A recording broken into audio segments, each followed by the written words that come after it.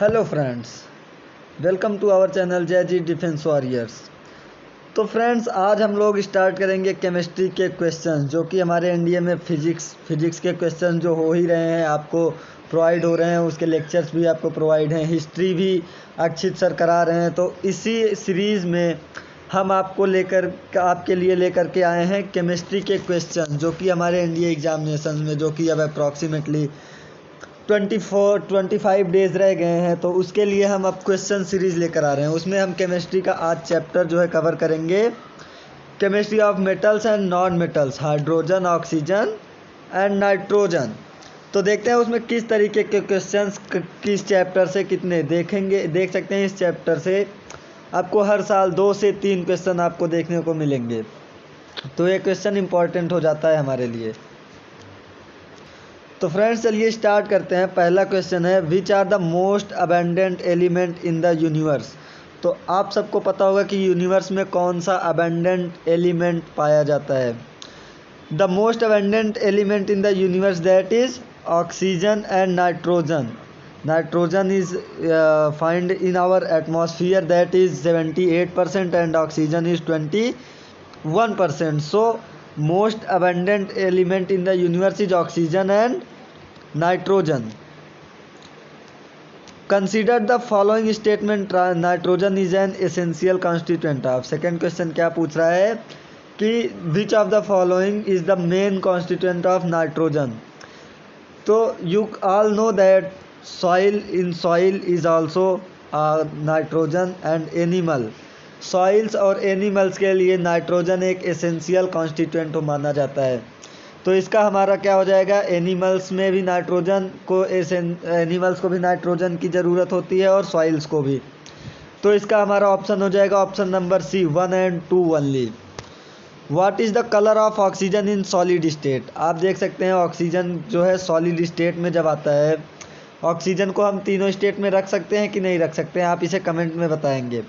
तो जब oxygen solid gas state में जो होता है तो वो कलरलेस होता है, लेकिन जब वो सॉलिड स्टेट में आता है तो वो कलर आ जाता है उसमें। तो वो कलर कौन सा होता है, वो कलर होता है पेल येलो कलर होता है।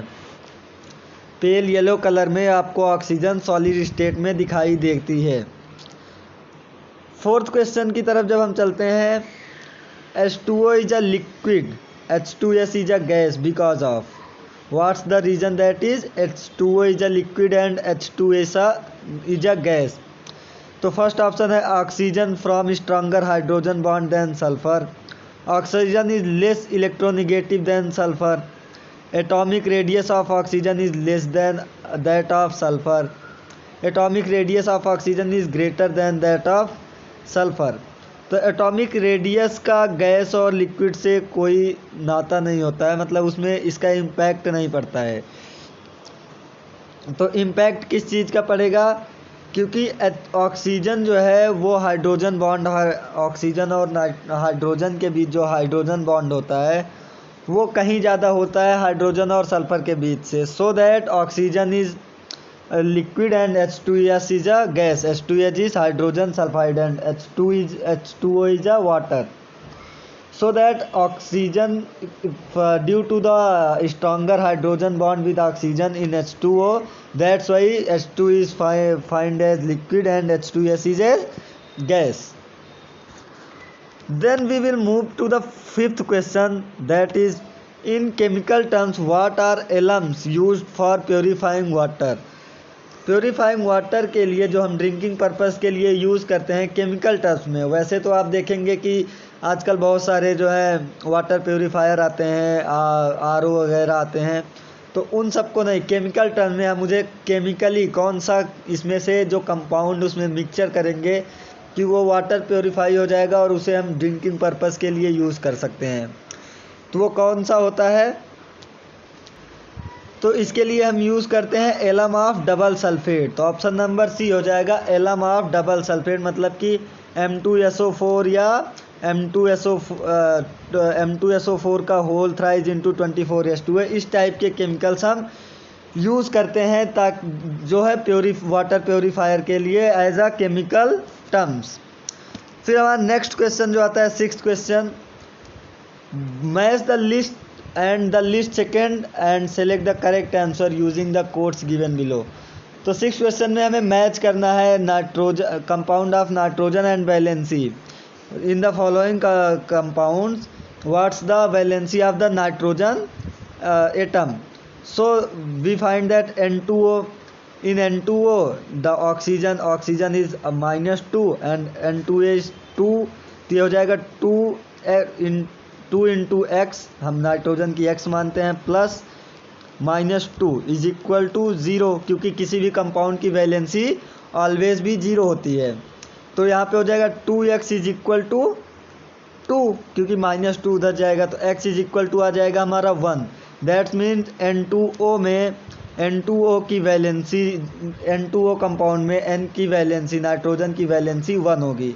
तो ये करेक्टली मैच है. अब हम पहले ऑप्शंस, इसका सबसे बढ़िया तरीका होता है आपको जो आ रहे हैं उससे पहले ऑप्शन मैच करिए, आप ऑप्शंस को एलिमिनेट करिए जो ऑप्शंस उसमें नहीं मैच कर रहे हैं.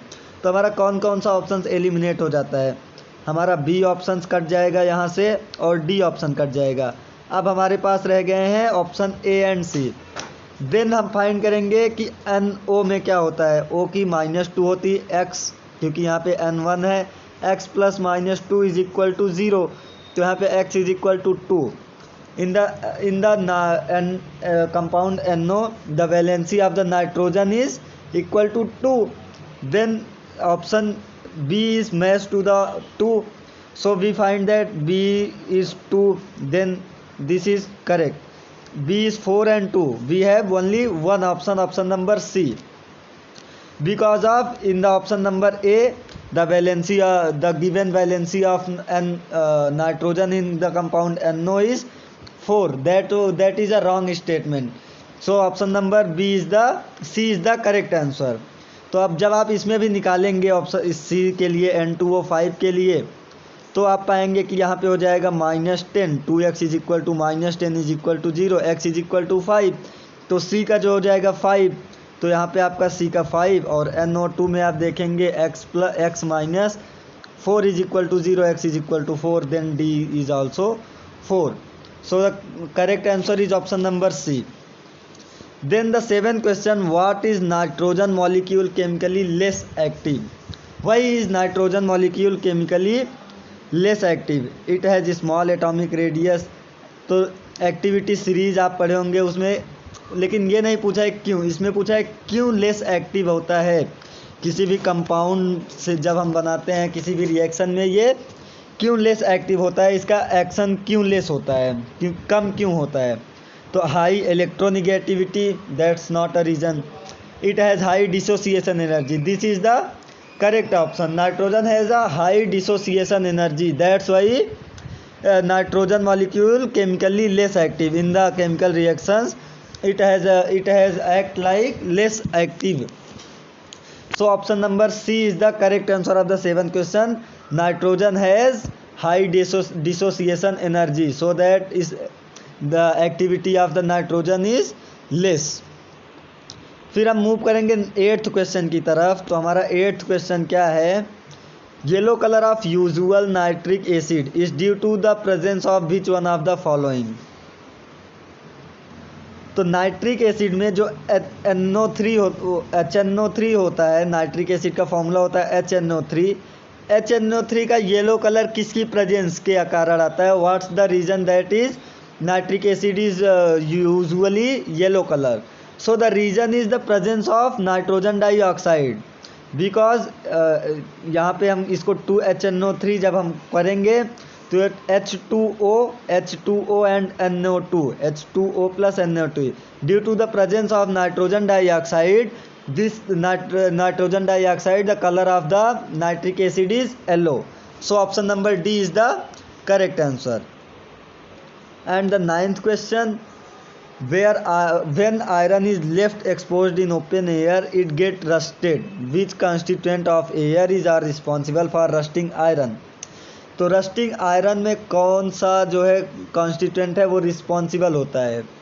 तो सबसे पहली चीज़ जो स्टेटमेंट 1 है, oxygen gas present in air. तो एयर में ऑक्सीजन के प्रेजेंस के कारण भी आयरन रस्टिंग होता है, ये इसका करेक्ट रीज़न है. moisture presence in air, the main point that is moisture presence in air. The presence of moisture in air is the main cause of the rusting of the iron. So option 1 and 2, carbon dioxide gas in presence, this is no reason for rusting of iron. So 1 and 2 is the correct statement. So option number C match from 9th question. सो इसका जो correct answer हो जाएगा option number सी। तो friends, हम आपको ऐसे अच्छे अच्छे क्वेश्चंस आपको पूरे कॉन्सेप्ट के साथ बता रहे हैं, तो आपका फ़र्ज़ बनता है आप पहले वीडियो को लाइक करेंगे, उसके बाद आप इसको शेयर भी करेंगे और अपने दोस्तों को पहुंचाएंगे, और आप इसको डेली फॉलो करेंगे। अभी हमारे पास 25 दिन है, 25 दिन में हम ज़्यादा से ज़्यादा क्वेश्चंस कवर करने की कोशिश करेंगे, जिससे कि हमारे एग्जामिनेशन में अच्छे से अच्छे मार्क्स आएँ। उसके बाद 10th क्वेश्चन जो है, विच one of the following element can not displace hydrogen gas from a dilute acid. ये इलेक्ट्रोनेगेटिविटी सीरीज़ में जब आप देखेंगे तो जो हाइड्रोजन किसके ऊपर आता है, हाइड्रोजन जो है जिंक मैग्नीशियम और आयरन सब के बाद आता है, जिंक मैग्नीशियम और आयरन सब के बाद आता है, लेकिन कॉपर जो है वो हाइड्रोजन के बाद आता है इलेक्ट्रोनेगेटिविटी सीरीज़ में। That's why copper cannot displace hydrogen gas from a dilute acid. So option number B is the correct answer of the 10th question. Copper cannot displace hydrogen gas from a dilute acid. फिर हम 11th question जब देखेंगे, when an alkali metal reacts with water which one of the following gases is produced। तो 11th question में हमारा कि alkali metal जब water से रिएक्ट करता है तो कौन सी गैस प्रोड्यूस होती है। तो हम सबको पता है कि एल्कली गैस जो है बेटर रिड्यूसिंग एजेंट होती है हाइड्रोजन से। तो जब एल्कली मेटल्स जब हाइड्रोजन से रिएक्ट करता है तो क्या बनाता है, वो हाइड्रोजन गैस प्रोड्यूस करता है। जब हाइड्रोजन गैस वो बनाता है metal oxide plus hydrogen gas. When alkali metals react with water, alkali plus H2O, then वो बनाता है metal oxide plus hydrogen gas. तो यहाँ पे कौन सी आती है, क्यों होता है ऐसा, क्योंकि एल्कली मेटल जो है वो बेटर रिड्यूसिंग एजेंट है हाइड्रोजन से, तो वहाँ पे हाइड्रोजन गैस प्रोड्यूस होती है। तो हाइड्रोजन गैस ऑप्शन नंबर ए में दिया है, तो ए करेक्ट आंसर हो जाएगा। अब नेक्स्ट क्वेश्चन है, which of the following is not a nitrogenous fertiliser. तो जो हमारे कंपाउंड्स दिए गए हैं CaCN2 का whole twice and CaCN2 NH4NO3 urea. तो यूरिया का फॉर्मूला क्या होता है, NH2CO NH2। तो यहाँ पे यूरिया भी जो है नाइट्रोजनस एलिमेंट हो गया। NH4NO3 ये भी आपका जो है नाइट्रोजनस फर्टिलाइज़र हो गया, अमोनियम नाइट्रेट। एंड CaCN2 यहाँ पे भी N जो है ये नाइट्रोजन है, लेकिन जो ऑप्शन नंबर ए में CaCN का होल ट्वाइस दिया गया है, यहाँ पे C और N अलग अलग नहीं है, यहाँ पे C और N जो है ये एज अ साइनाइड यहाँ पे शो कर रहा है। तो कैल्शियम इसका हो जाएगा कैल्शियम साइनाइड। ये कंपाउंड नाइट्रोजन ना होकर के साइनाइड है, कैल्शियम साइनाइड। तो साइनाइड जो है नाइट्रोजनस नहीं है, तो calcium cyanide is not a nitrogenous fertiliser. So 12th question का आंसर हो जाएगा ऑप्शन नंबर ए। देन हम मूव करते हैं, which one of the following is the correct order in which the gases H2, NeO2 and N2 are evolve on fractional distillation. तो friends 13 question में कह रहा है कि फ्रैक्शनल डिस्टिलेशन में करेक्ट ऑर्डर इनमें से कौन सा होगा। तो फ्रैक्शनल डिस्टिलेशन क्या होता है, सबसे पहले हम ये समझेंगे।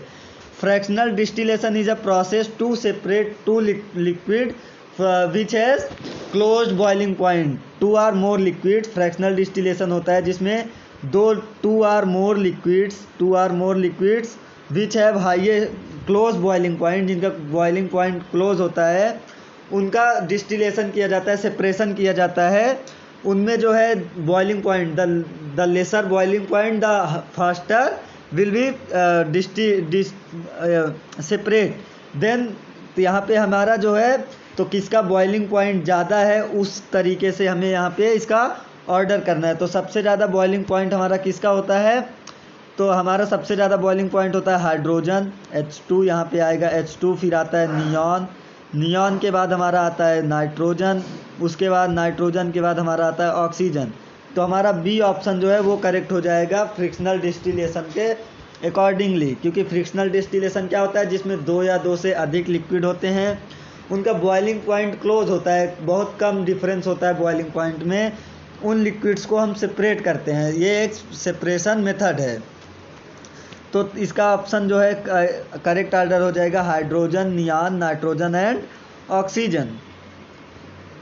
फिर हमारा 14th क्वेश्चन आता है, which of the following is an element which never exhibit positive oxidation state in any of its compound.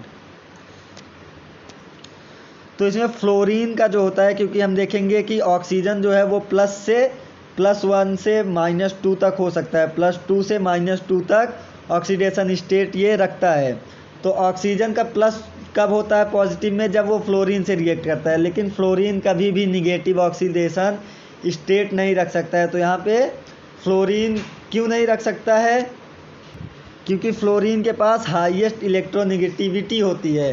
Due to highest electronegativity fluorine has never exhibit in positive oxidation in state in any of its compound. फिर हमारा 15th question आता है, the metal compound commonly found in sindoor or kumkum is based on. तो आप सबको पता है कि सिंदूर का जो केमिकल फार्मूला होता है वो होता है Pb3O4 लेड ऑक्साइड। तो यहाँ पे हमारा इस फार्मूले से हम पता कर सकते हैं कि सिंदूर और कुमकुम में कौन सा मेटल जो है वो कॉमनली फाउंड होता है। तो वहाँ पे लेड और ऑक्सीजन होता है, तो ऑक्सीजन ऑप्शन में नहीं है, तो लेड जो है वो करेक्ट ऑप्शन हो जाएगा। जो सिंदूर होता है उसका फॉर्मूला क्या होता है, Pb3O4 लेड ऑक्साइड। उसके बाद हमारा 16th क्वेश्चन आता है, which among the following elements pollutes the air of city having large number of automobiles. तो जो हमारी सिटी को जो पॉल्यूट करने वाला कंपाउंड है, उसमें जैसे हम पेट्रोल में देखते हैं क्या मिलाते हैं, टेट्रा एथिल लेड जब मिलाते हैं हम उसमें टेट्रा एथिल लेड होता है C2H4 का होल 4 Pb। जब उसमें हम टेट्रा एथिल लेड मिलाते हैं तो उसमें लेड जो होता है वो हमारी सिटी को पॉल्यूट करता है। क्योंकि हम इसमें क्यों मिलाते हैं, हम उसमें मिलाते हैं पेट्रोल की क्वालिटी इंक्रीज़ करने के लिए, ताकि वो एवरेज ज़्यादा दे, हमारा जो गाड़ी का एवरेज है वो बढ़ जाए। लेकिन वो जो है सिटी को काफ़ी ज़्यादा पॉल्यूट करता है, हमारे इन्वायरमेंट को पॉल्यूट करता है। तो लेड जो है वो है पॉल्यूशन का reason in our cities, in our environment. फिर हमारा आता है 17th oxygen and ozone are. तो आप सबको पता होगा ऑक्सीजन और ओजोन क्या है, ये दोनों जो है एलोट्रॉप होते हैं, एक दूसरे एलोट्रॉप होते हैं, क्योंकि ऑक्सीजन का फॉर्मूला होता है O2 और ओजोन का होता है O3। तो they both are allotropes of oxygen. तो यहाँ पे हमने 17 क्वेश्चन सॉल्व किया, 17 question we have solve in this video. तो हम इसी तरीके के वीडियोस लाते रहेंगे ताकि आपकी प्रिपरेशन जो हो रखी है उसमें आप अच्छे मार्क्स ले आएँ। आप एनडीए एग्जामिनेशन में आप कंट्री को सर्व करने जा रहे हैं एज एन ऑफिसर्स, तो आप ऑफिसर्स क्वालिटी आए, आपके मार्क्स अच्छे रहेंगे, तो आप जब इसके बाद एसएसबी में जाएंगे तो आपका कॉन्फिडेंस हाई रहेगा, क्योंकि आपके मार्क्स अच्छे रहेंगे। तो इसलिए हम आप सबके लिए लेकर आ रहे हैं क्वेश्चन सीरीज़। तो डेली हम क्वेश्चन सॉल्व करते हैं, तो आप सभी इन क्वेश्चंस को अच्छे से सॉल्व करें, और एक बार नहीं, 2 बार नहीं, 3 बार सॉल्व करें, ताकि आपको ये माइंड में फीड हो जाए चीज़ें, ताकि वहाँ पे जैसे ही आपको क्वेश्चन आए तो आपका तुरंत हिट करे माइंड और आप क्वेश्चंस को सही अटेम्प्ट करके आए। एक क्वेश्चन जो है 4 मार्क्स देता है जीएटी में, 4 मार्क्स। अगर आप उसे गलत करते हैं तो -1.33, जो कि बहुत ज़्यादा इम्पैक्ट करता है आपके रैंक में। आपके पॉइंट वाले मार्क्स आपको रैंक में 10 रैंक 15 रैंक आगे पीछे कर सकते हैं। पॉइंट मार्क्स से आप सेलेक्ट हो सकते हैं और आप नहीं सेलेक्ट हो सकते हैं। तो ये मार्क्स आपके लिए बहुत इम्पॉर्टेंट है। तो आप इसी तरीके से प्रिपरेशन करिए और अच्छे मार्क्स ले आइए। So thank you. जय हिंद एंड जय भारत।